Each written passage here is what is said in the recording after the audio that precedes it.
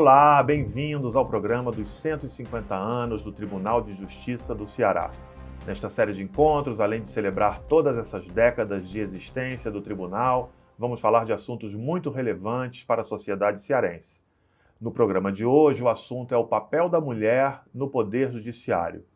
Neste primeiro bloco, a gente recebe a juíza Ana Carolina Montenegro Cavalcante. Muito bem-vinda, obrigado pela presença.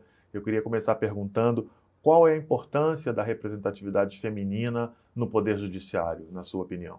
Olha, o Poder Judiciário ele tem que todos os dias buscar se legitimar. Diferente dos demais poderes, onde os representantes são eleitos, no Judiciário a legitimidade se dá através da fundamentação das decisões do juiz.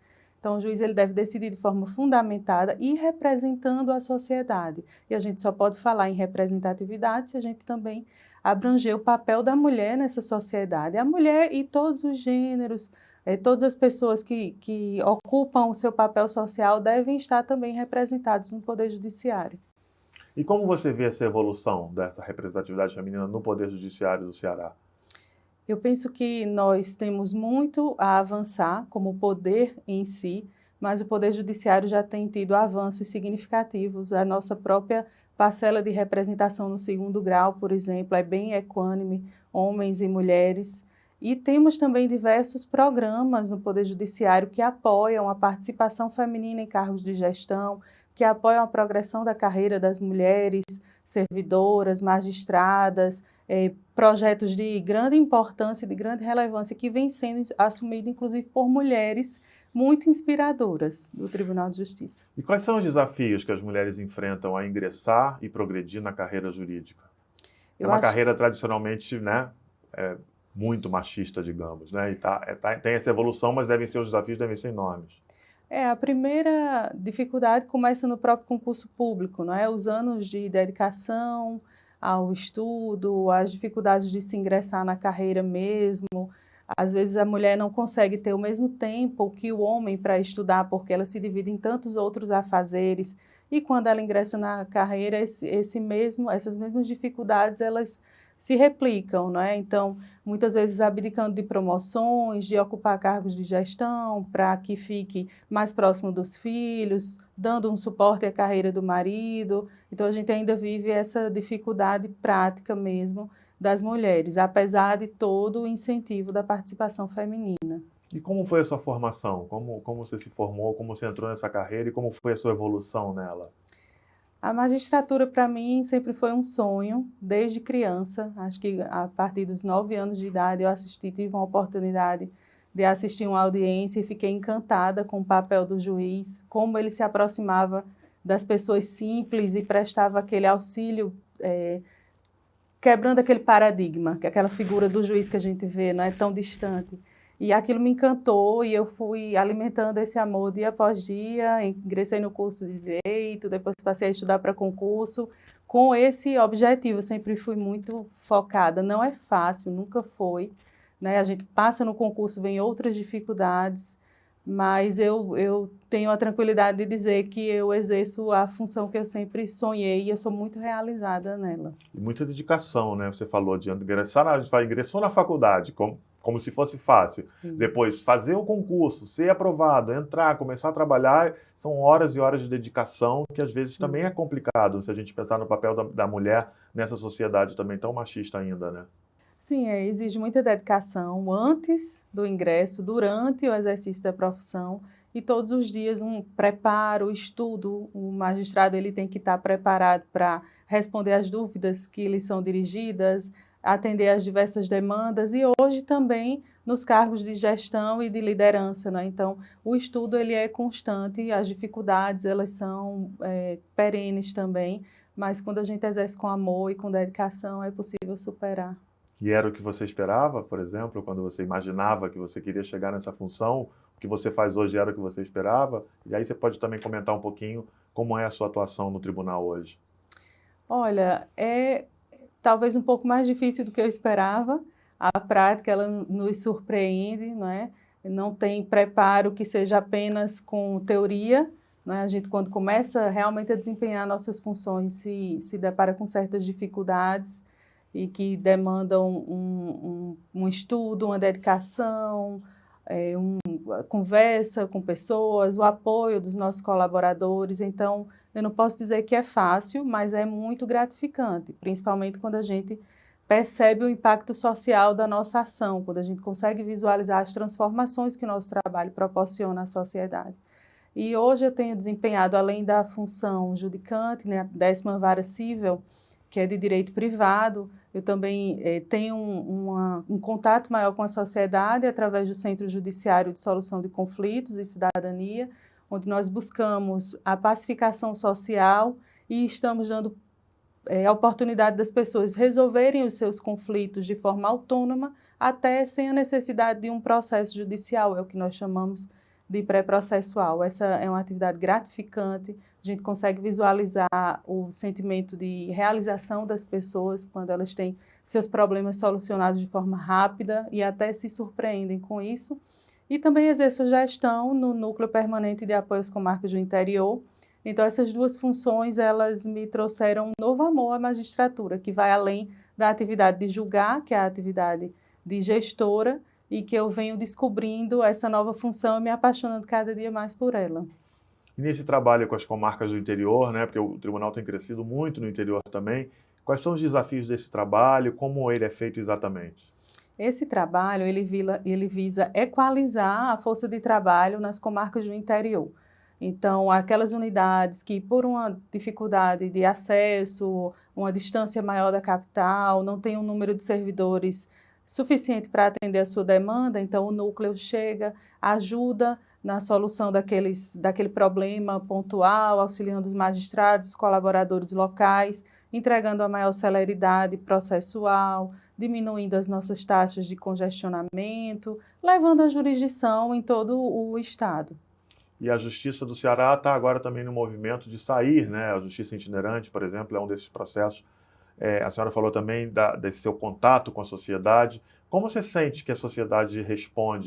Qual é a reação da sociedade quando ela percebe que tradicionalmente ela tinha que buscar a justiça, agora a justiça também está chegando até ela? Quais são suas percepções sobre isso? Esses projetos são maravilhosos, realmente, de tirar aquela ideia do Poder Judiciário num local fixo. O Poder Judiciário, ele não é uma sede, necessariamente, né?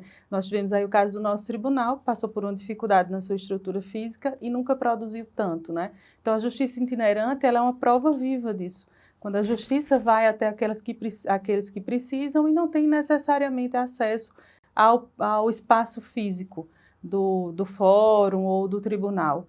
E nós trabalhamos com isso recentemente num projeto muito interessante, que teve uma grande aceitação social, que foi o projeto Pai, um presente para a vida toda, quando nós abrimos as portas do centro judiciário para aquelas pessoas que não têm o nome do pai na certidão de nascimento, e gostariam de resolver de forma simples, sem um processo, de forma rápida. Então, em uma semana, nós fizemos mais de 90 reconhecimentos de paternidade, totalmente gratuito, e a procura foi imensa. Então, mostra como ainda tem muito que se fazer, né? E que a gente precisa ir até essas pessoas. E a reação das pessoas surpreendem vocês? Demais, foi muito emocionante. Várias e várias vezes eu me peguei emocionada, indo para um cantinho ali para não demonstrar tanto aquela emoção arrebatadora. Foram famílias que foram se encontrando e famílias que estavam, na verdade, muitas apenas convalidando um vínculo formal, porque na prática elas já tinham, mas não tinham acesso a um cartório para regularizar a documentação.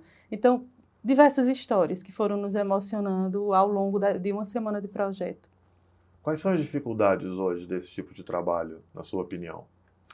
Eu diria que uma das maiores dificuldades é realmente a informação. Muitas pessoas não sabiam que aquele acesso estava disponível. Às vezes elas têm um receio de se dirigir até os prédios públicos, até o fórum, de se dirigir a um magistrado. Então, nós tratamos de simplificar essa campanha, fazendo a divulgação em ônibus, por exemplo, através dos veículos de imprensa. Então, eu e minha colega concedemos diversas entrevistas em rádios, em televisão, explicando que era gratuito, que era acessível a todos aqueles que precisavam, bastava preencher um formulário. Não exigimos a presença, a formalização através de um processo, bastava preencher um link. E isso auxiliou bastante. Então, a gente ainda consegue ver esses entraves que dificultam o acesso à justiça. Tornar a coisa menos formal, né? Eu acho que talvez seja um dos caminhos. A informatização é uma coisa aceleradíssima, né? Cada vez a gente tem mais coisas novas surgindo, agora se fala sobre inteligência artificial. Qual é a sua relação com essa questão da informatização? Como você vê isso, que isso pode beneficiar o Poder Judiciário? Durante a pandemia, nós visualizamos de perto a importância de utilizar a informática, a digitalização, a inteligência artificial. O Poder Judiciário não parou, as audiências todas realizadas de forma virtual, as pessoas em qualquer lugar do país, e nós conseguimos, atingimos índices de produtividade históricos, apesar da dificuldade das pessoas não estarem próximas umas às outras, né? Hoje nós conseguimos resolver muitos processos de forma muito mais rápida, através da inteligência artificial, da automação, aquela reprodução de movimentos repetitivos que exigia que o magistrado atuasse de um por um. Hoje a gente consegue concentrar e fazer de forma mais célere. É um caminho, eu entendo, sem volta, e que só vai aprimorar a função judicial. Bom, voltando a falar um pouquinho sobre o papel da mulher, que é o nosso tema do programa de hoje, pensando na geração dos seus pais, na sua geração e nessa geração nova que está surgindo agora, você sente que as mulheres dessa nova geração, que estão começando a ocupar os espaços que a gente ocupou antes, elas estão mais conscientes, estão mais empoderadas, as mulheres, nesse sentido? Sem dúvida. E isso nós devemos ao trabalho de todas aquelas que nos sucederam, né? Nos antecederam, melhor dizendo. Devemos ao trabalho de todas aquelas que vieram antes, que pavimentaram esse caminho que hoje a gente trilha, né? Aqui no nosso Poder Judiciário, posso citar exemplos de tantas desembargadoras e tantas magistradas inspiradoras que só de observar o trabalho a gente já se empodera, a gente engrandece, tem vontade de contribuir também. Então, muita coisa foi trilhada, muito precisa ser feito, mas a gente precisa reconhecer os esforços das que ficaram e que estão hoje na ativa nos inspirando. Você acha que essa nova geração de mulheres que estão, talvez ainda com sonhos de entrar na faculdade, vão ter mais facilidades sendo mulheres do que você teve, ou então do que os seus pais tiveram em sua mãe, né, na verdade, nas suas respectivas carreiras? Eu acho que a minha geração, ela já foi criada por mulheres que entendiam a importância do trabalho e da independência feminina, não é? Já a geração da minha mãe quebrava paradigmas quando saía de casa para trabalhar. E acho que o caminho é cada vez de se buscar essa igualdade, do suporte, marido e mulher, para que ambos exerçam uma atividade fora de casa, se for do interesse de ambos também, né? Claro. Bom, o Tribunal de Justiça está fazendo 150 anos e a senhora está nessa história, né, do tribunal, participando dela. Como você se vê nesses 150 anos? Qual a importância? Como você se sente nesses 150 anos do tribunal?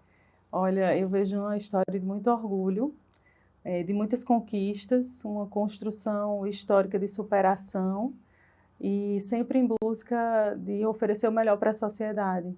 Eu tenho 10 anos de magistratura, então é muito pouco perto da história do Tribunal de Justiça. Eu me sinto honrada de hoje poder contribuir de alguma forma, me sinto orgulhosa de integrar uma instituição que se preocupa com o jurisdicionado e se preocupa também com aqueles que ocupam o seu lugar no Poder Judiciário. Então, voltada para o bem-estar dos seus colaboradores, com diversos projetos pensando na saúde física e mental, voltada a aprimorar a sua atividade judicial. Então, eu só vejo um caminho de evolução e isso me torna muito orgulhosa de integrar o Poder Judiciário cearense nesse momento. E qual é a sua visão do Tribunal do Futuro? O Tribunal do Futuro, eu acho que ele deve sempre primar pela aproximação com a sociedade, com o jurisdicionado e utilizar de todos os meios necessários para garantir celeridade e eficácia. Um deles é a introdução da tecnologia nas sistemáticas e rotinas de trabalho. Isso aí é um caminho que eu entendo sem volta. E também buscar a compreensão do que nós fazemos pela sociedade, que eles entendam como é o trabalho do juiz, dos servidores, o que é que acontece, se demora porque demora, se foi rápido porque foi rápido. Então, é uma aproximação com uma informatização. Uma aproximação de mão dupla, né? Que vocês se aproximem e que a sociedade também se aproxime, né? E é um grande desafio também fazer que a sociedade se aproxime, que confie, que acredite. Tudo isso é resultado de um trabalho que precisa ser bem feito para que isso aconteça, né? Isso, e nada mais é do que o princípio da transparência, que deve regulamentar todos os poderes do Estado, né? Então, a gente precisa transparecer aquilo que nós estamos fazendo dentro da possibilidade, das nossas possibilidades, para que a sociedade entenda e também se sinta confiante de se aproximar do nosso trabalho. Muito obrigado pela sua presença. Bom, a gente está chegando aqui ao fim do primeiro bloco desse programa, que estamos falando do papel da mulher no Poder Judiciário. No segundo bloco, a gente vai receber a juíza Cirlei Cíntia Pacheco Prudêncio. Daqui a pouco a gente volta.